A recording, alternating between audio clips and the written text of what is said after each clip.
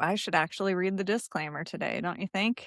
Before we get into it, these are our opinions, not my real estate shows, not my real estate companies, not any entity tied to either.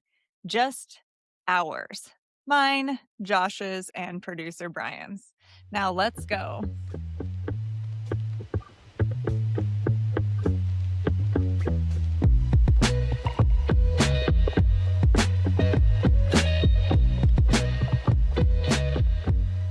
Welcome to my real estate show. I am your host, Sandi Lyn Burnett. I scaled a brokerage 7 states in 7 months after just seeing the industry fail the average Joe agent. I am joined by my co-host, Josh Reese.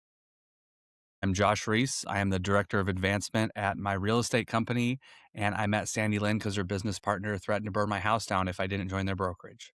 And we have producer Brian in the house. I served with Brian in the Marines over 20 years ago. So pretty interesting group we've got here. I think that's why we flow well. Okay, so let's get to it. Brian, I'm just gonna have it be dealer's choice, whatever you want to pull up from shit from Instagram or whatever. Just go ahead and start throwing stuff at us. Rapid fire. Okay. So, what is your take on President Trump? You're going to host the Olympics in 2 years. You're going to be the mayor of that city, maybe. What's your relationship going to be like with President Trump? I'm going to have a relationship with two presidents, and they're going to be the same. I'm going to work with the president the same way I'm going to work with the city council members or my state reps or the lieutenant governor or the new governor. I'm going to work with whoever I need to work with to execute the best for Angelenos, period. Do you want his endorsement? I don't need anyone's endorsement but mothers. That's who's getting me elected. People keep forgetting it's Democratic moms that do not feel safe that are putting me in office in 5 days. Can you explain to me something? Because you're not afraid of anything. You're not afraid of giving your opinion on anything, but you won't give me an opinion on President Trump. And I get it that his endorsement, his blessing may not be good for you. It likely isn't good for you in LA. That's your But if you're opinion. fearless, what do you think of President Trump? You're a Republican, right? Again, this right here, what you're doing. I'm just No, asking. I'm telling you. Yeah. This conversation is what's destroyed local elections. People don't care in LA. They want to feel safe. They don't want to step in human poop. I don't need to have personal opinions about anybody that doesn't affect them stepping in human poop. It's not being scared. I'm just not falling in for this tribal politics back and forth. It's a local election. I'm not running for president. So it doesn't matter my opinion on any presidents. Okay. But you will, if you get elected, try to build a relationship with him. I will build relationships with everybody to execute for Angelenos. Okay, so I thought that this clip was super powerful because of the way that they really tried to pigeonhole him into answering a question that they wanted him to answer. Yeah. And he absolutely dodged it like a fucking pro.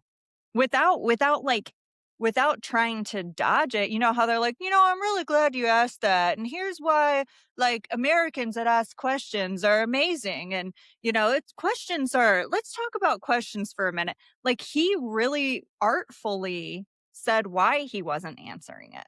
Yeah. Well, and I think part of it too is he also explained that that was a dumb question to ask without saying that's a dumb question to ask, which, I think he has a point there. Like when we're talking about LA, who the president is doesn't really matter, Mm-hmm. and I'm seeing this weird thing too happen where we're starting to see a lot more split ticket voting, going on where we have people voting one side for a president, one side for a mayor. It's interesting. I think we're starting to see some changes. Let me ask you this, Josh. I'm throwing a crazy question at you. And producer Brian, feel free to open your mic. When you vote, and whether it's for president or anybody, and then it comes down to, how they throw a bunch of extra shit on the ballot, right? Yeah. And sometimes it's your local district judges or whatever. What do you do when it comes to judges? I mean, I try to research them as much as possible to make, best best vote possible. But it is tough, especially, you get the like voter pamphlet and the judges are at the very back and there's like this much and you're like, well, what have you done? And people are, like, super tired by the end of it, like, filling out that ballot. They're like, "Ugh, who cares?" Yeah. I think the interesting thing about it too for the judges, and I wish they would do this everywhere, I like the fact that they don't have like political parties. I wish the voter pamphlet would not display political parties because I think that's just drawing people into vote party lines only and really not look at the issues.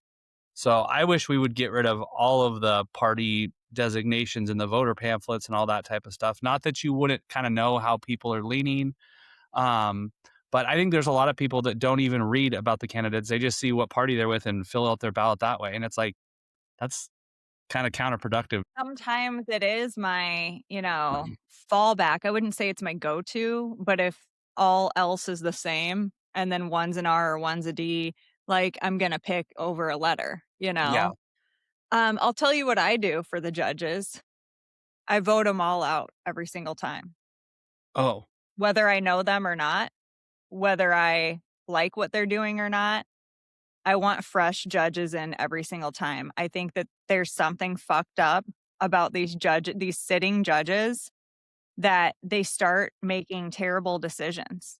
I think only the fresh judges, I you know, statistically seem to be making better decisions, and the longer judges stay in, the more favors they owe people, the more lethargic they get about things. So that's why I was just curious. Some people say, "Oh, I vote to keep them all in, like they're in for a reason." I vote them all out every single time.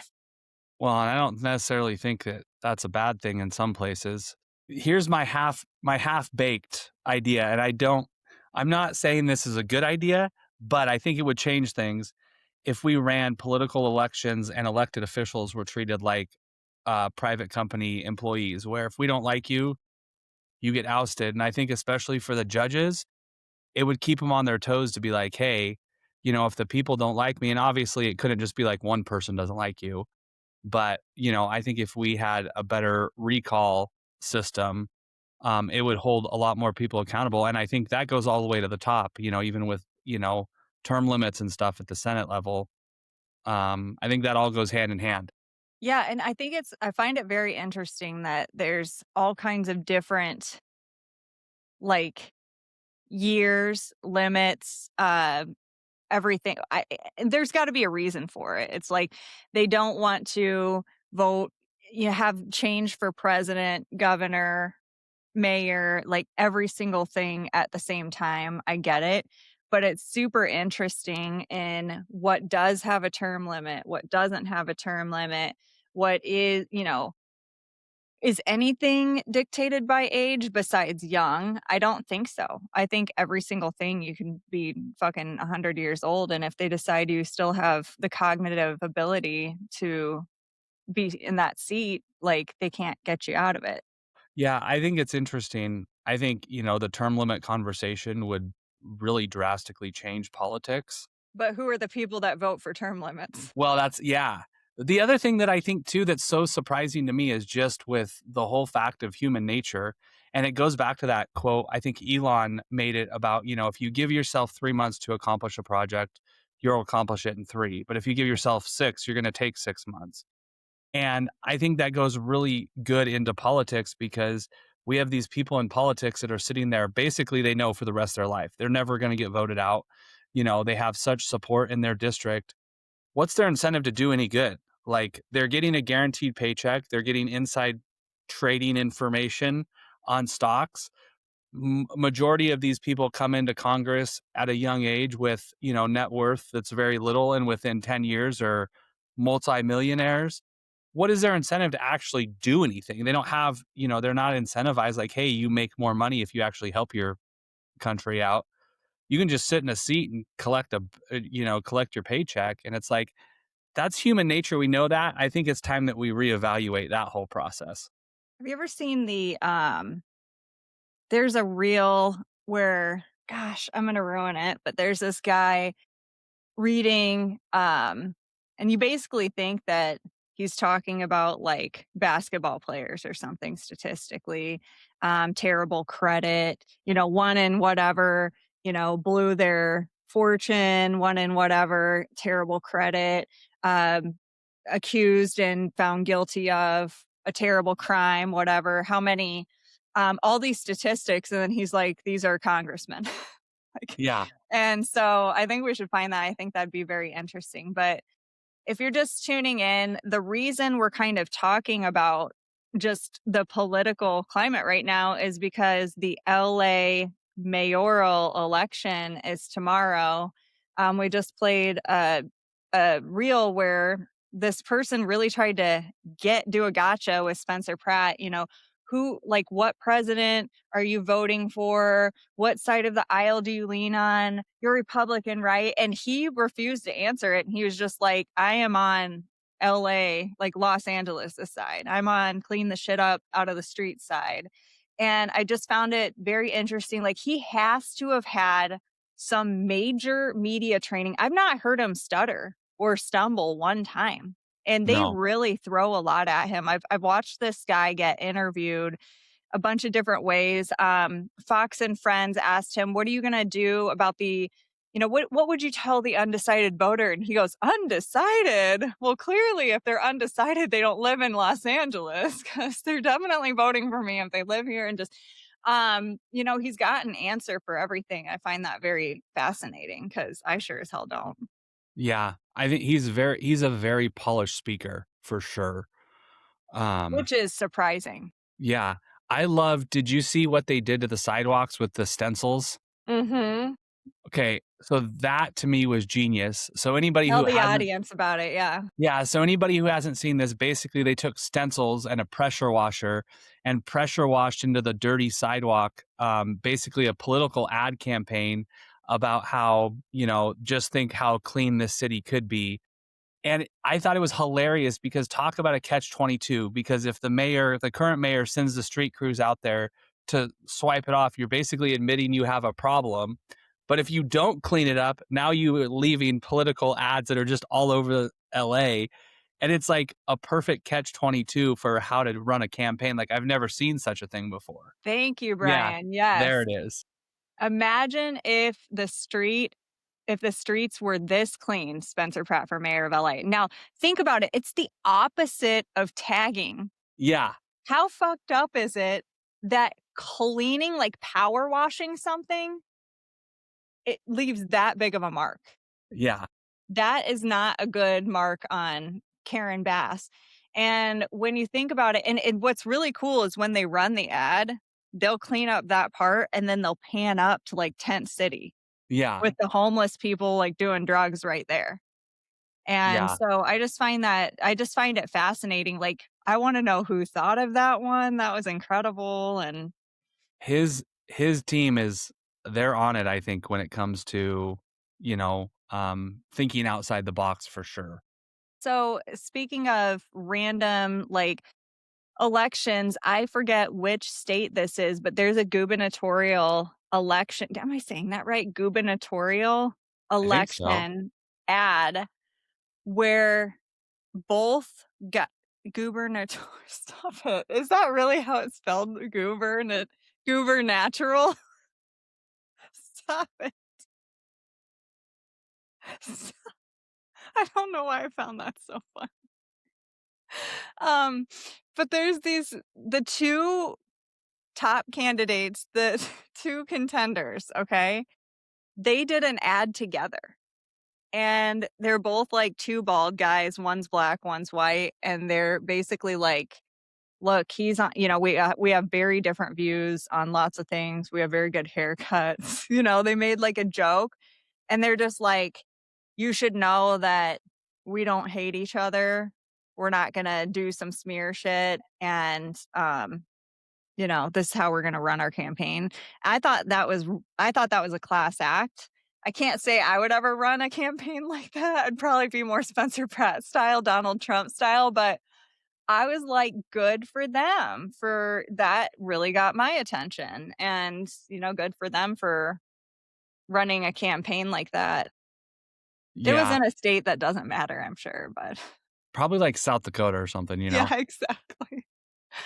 So All I right, think, go ahead. well, it is interesting, I think in my lifetime, I've been voting now for almost 20 years, I think. Yeah, almost 20 years. But what's weird is in my lifetime, I've kind of started to see a shift where when I was younger, you would see a lot more of those unity ads like that, where people would like, kind of work together. And then we went to like a slam your opponent generation. But now it's like we're starting to come out of that and starting to get back into more of a unification of, hey, we might be different, but we still kind of have the same goals. We might go at it a different way, but what do you think? And I think ultimately that's when politics and a democracy work the best. So, but at the same time, I think it all goes back to you got to give the people what they want. I think people have quit playing the political game and they've started playing the America game. Yep. Like, where we've been going, this ain't working, no matter what it is, whether it's local or whatever. And so I think people are waking up and they're like, all this shit that we've been taught, like to hate each other on the other side of the aisle or whatever, it's all a distraction anyway. So like, let's get back to what's important and do what we got to do. Okay, let's move on, Brian. What else you got for us? Okay, all right. Let's talk about this one. I think I saw this on my feed. I should probably like give credit sometimes when I do this. We can credit in the show notes. It's not a big deal. But I had shared this in the feed. I will catch different pieces of content. I'm the one that shared this, right? I'm not like taking credit for that, right? None of you guys shared it in the No, I show think you thread. did. Okay. So I'll catch things like this and I'll just share it. And Brian, you had an immediate reaction to it. What was your reaction? Well, I had a new one this time where it's like, is he even allowed to use Donald Trump to like sell this? Because this is not an official Trump. This is just some random dude's account. So that like, I don't know, I would be hesitant to use something like I'd feel bad enough using somebody that I didn't think would sue me. Yeah. But this also feels like super scammy, like payday loan style, like advertising where it's like, oh, I don't know if it was on this image or, oh yeah, the opportunities like this don't last long. Act now, like, But wait, there's more. yeah, proven income. Like this just feels like you're going after people who are trying to get ahead rather than like, I'm looking for investors. I'm going to talk to investors with, billions of dollars in the bank account that are looking for investment opportunities. That's not what this is. This is looking for somebody with, you know, not enough money in the bank to make a gamble like this because this is a gamble to me. Like, if this was guaranteed, you wouldn't be advertising it like this. This is an AI image meant to make it feel like you're going to do something good with your money when, you know, I guess maybe in this day of like social media marketing, I shouldn't get too judgy. But if your account is like John Smith 12347, you immediately don't have the level of trust that it would with like, you know, investing with Mark 101. Like if your name doesn't sound like it's an official business, like I don't know if you guys remember that was it like 10 10 3 2 1, like for the phone stuff, where it's Yep. like the commercials for that would change like every few weeks to a different number. And I'm like, not only is that annoying, but that to me makes it feel like a scam that you're just popping up a new one as soon as the old one gets caught for fraud or something. So I'm like, if your account doesn't have a long history of proving that you put your money where your mouth is, or that you have a history of doing this successfully, putting like that sort of name behind it just makes me feel like you're not somebody I should trust with my money. And this just feels like it's going after somebody that they're trying to scam and not actually help. I think too, from like a real estate agent standpoint, it's a terrible ad. Like, it's a terrible way to promote a house because I look at this. There's so many words on it. I'm like, what the heck are we selling? Is this a course for rentals? Is this a course for Airbnb? Is this an ad for a listing that you currently have? Like, there's so many questions I have. And then the font, like when you sent it to me on my phone to look at it on Instagram, I was like, I'm not going to read all this. I'm just going to swipe by it. And I think that's one important lesson for agents. Like, if you're going to be using chat, you can't have these real over the top AI images because they put too much text in there. People aren't going to read this. They're just going to swipe. You might get a few people that stop because President Trump's on there, but in my opinion, that's way too much going on to promote a house. And then they're gonna be like, "Oh, this has nothing to do with Trump. It's some stupid fucking real estate ad," and then they're gonna move Yeah. on. I have mixed feelings on it. So I completely agree where it's like you shouldn't be using somebody's likeness to push your own agenda. Um, however, I'm gonna give the creator the benefit of the doubt. Here are some of the things I'm gonna give the benefit of the doubt on. He's trying to define an avatar of like who he's selling to. And this is only because I know real estate. I believe it's a real estate agent, in which I wonder, is this ad even compliant, right? Because on the graphic, shouldn't there be a brokerage on here? This is a Texas ad. What I find interesting is I think what he's trying to promote is perhaps the VA loan side of it. You buy a duplex, and you live in one side of it, and then you rent out the other side. So there's a much better way of going about doing that than something like this. But here's the deal, guys. AI would not do images like this if they didn't fucking work. Like AI knows what works nowadays. We're all like above it now. We're like, oh, what a bunch of slop. Like, oh my God. But really, it knows what gains traction. It knows what works. And yeah, I'm a little, I don't know. Those are my mixed feelings on it. Well, and I guess this is my thing too. To this person's credit, all too often, agents are never posting anything online. So the True. fact they went out and posted it, good on them. You're a step ahead of probably 85% of the agents out there where you actually posted something. I just think it's so wordy that I'm confused on what he's trying to. You said VA. I see this is like an Airbnb thing because that's what my eye I goes right to the air. immediately thought VA when I saw live in one, earn money on the other side, American flag, all that stuff. But it's because that's where my head's at. And especially like Airbnb income history, like obviously like use the other side as an investment property, blah, blah, blah.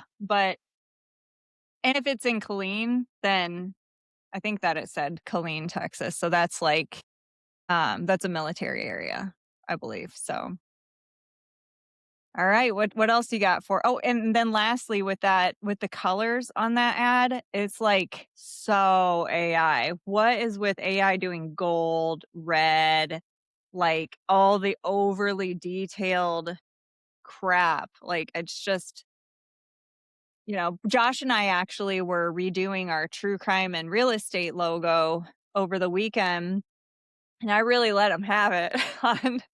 I was not letting it slide because it just AI wants to like dictate what it wants to do. And I'm like, no, I don't want some fucking like overly detailed like picture. I want a logo.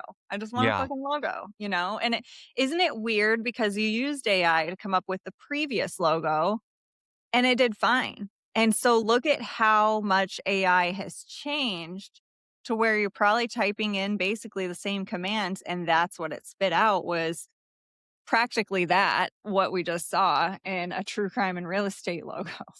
Yeah. Well, and I think it's crazy, and it'd be interesting to actually test those colors and really see, because I think AI is telling us this is what's going to resonate, if you give it a good prompt. But I'm almost wondering, is it right? Because I'm starting to see people that are like, now, like AI generated content is in the tank. People aren't looking at it anymore because as soon as they see it, they're just like, next. So, Exactly.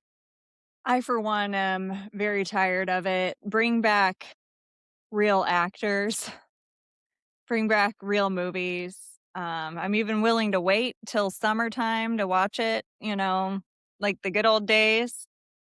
I think we all got very impatient with waiting on stuff, and they kept trying to crank out material for us, and all the actors were overworked. And then it's like, well, just give us your likeness then. And really, as far back as I can remember, and you can't really call it AI, but the very first thing that I think of when I think of using somebody's likeness was Tom Hanks in Polar Express. Yeah. because he didn't really do anything with that movie, and he was in it. Yeah. And so, it's just I just find that interesting. So, all right, what else you got for us, Bri? Oh, what's Well, let's this? contrast the last ad with this one. Okay. Did I send this? I didn't send. No, No, this is I Josh. sent this one over. Okay, tell us Um, about it. so part of it to me is hilarious because as someone who has run ads, I started running Google ads at 13 years old. This has to be one of the most, I think personally, one of the most deceiving ads I've seen probably all week, because there's no way that you're going to learn paid ads in 5 days. I'm sorry, it's not going to happen. Yeah, you might be able to use the platform and understand kind of how to like run an ad in Google or on Facebook. You might be able to learn that in 5 days. But actually, performance wise, it took me years to figure out what I know right now. And not only years, but it takes a lot of money being spent on ads to really understand how they work. And I'm not even talking about like the ad copy. I'm just talking about like on the back end of things. And so I saw this and I was like, you got to be kidding me. Like, how many people are going to sign up for this? Yes, you're probably going to learn something. It's probably going to be but you're not going to learn how to run a paid ad successfully in 5 days on a webinar. Like, it takes so much time. So I thought this was funny because, um, I think especially in the real estate world, we get so stuck on this whole, paid ads and But it's hiring gonna be management my companies. magic. It's the magic thing that I need in order to make my real estate career soar, Josh. Yeah. Well, and it can really help you if you do it correctly and if you do it smart, but so many people are just blowing their ad campaigns up with, high management fees, and then it costs so much money from a cost standpoint. So I just saw this and I was like, this is the type of stuff that we got to stop, because you're not going to learn paid ads in 5 days. It's not going to happen. You and I should do an episode. Take a note, Brian. You and I should do an episode where we talk about like our ad process and like how we team up, how we the constant monitoring that we do and the consulting that the collaboration we do with each other. Let's talk about our process. I'm sure the audience would love an episode about that. That would be fun. And we could talk about specific ad campaigns that we've run for the company. So Exactly. And what would be cheaper, what to look for, what would be more expensive, and just stuff like that. What's a good return when it doesn't seem like it is, how long it takes to even judge what a good return is, stuff like that. yeah, that would be a fun episode. All right, let's do one more, then we can call it a day. Okay, this one. All right. This is that guy, the WGR guy. Colton Lindsay. Yes. I am not a fan of this guy. Like, I am a fan of people that are like posting genuine content. This guy posts in order to get a reaction from people. And it's okay to do that some of the time, because I'll be honest, like sometimes I'll be like, oh, this is a good post. I know I'm going to get a reaction from people. It's going to gain some attention for my account. And then I'm like genuine, like 90% of the time, right? This guy is just like looking at something, being like, I know how I can get a strong reaction from people. Yeah. And so go ahead. I will say I have actually talked to him on the phone a couple years ago. He's very, very smart, super intelligent guy, but he has basically just said, you know what, I'm going to be the Howard Stern of social media and real estate and just go for shock value. And almost every post now, he has some shocking hook, which he's great at him. I got to give him credit because some of his hooks are great. But he has really gone on to the whole like shock value, so. He wants like, first of all, if you comment on his posts, he has a many chat set up that said like, check you DMs. Like, he doesn't even set it up to where it even speaks real English. First of all, it's that low level. It's the same response, whereas in ManyChat you can have like 3 different responses. Check you DMs was on that particular post. I looked, it's like people agreeing, disagreeing, whatever. No, it wasn't a keyword. It wasn't nothing. and check your DMs is what it said each time. And I'm like, oh, that's lovely. About a year or two ago, I had commented on one of his posts, and of course, he's DMing me, how's business? Blah, blah, blah. And it's just like, dude, stop. It's okay that you want to recruit people and that you want to make a business out of building a downline. Far be it for me to take that from you. But if you're going to make it your entire identity and your entire ulterior motive instead of building relationships first, then you're a fucking scumbag and you give me the creeps and you're slimy and I don't respect your content. How about that? Yeah. Well, and my question too is, what is your priority? Are you running a coaching business or are you trying to build a downline? Because from what I understand, and when I had a conversation with him, it was both. And I think anytime you're trying to do two things at once, you're not going to do anything very good.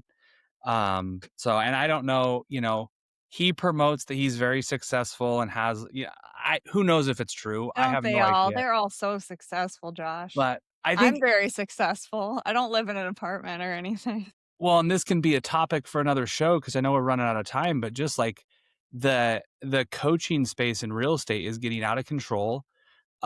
With, these we have a crazy number of people coming in now saying they want to be a coach. And they're just giving these generic, like, well, be consistent. What the heck does that mean? Like, great, be consistent on what? What's the plan here? I'm going to hold you accountable. Yeah. Okay. Like, what does that mean? And it's like, I'm, for a while there, I had not a real estate coach in my bio because I was so sick of people reaching out and being like, I want coaching. And I'm like, that's not what I do.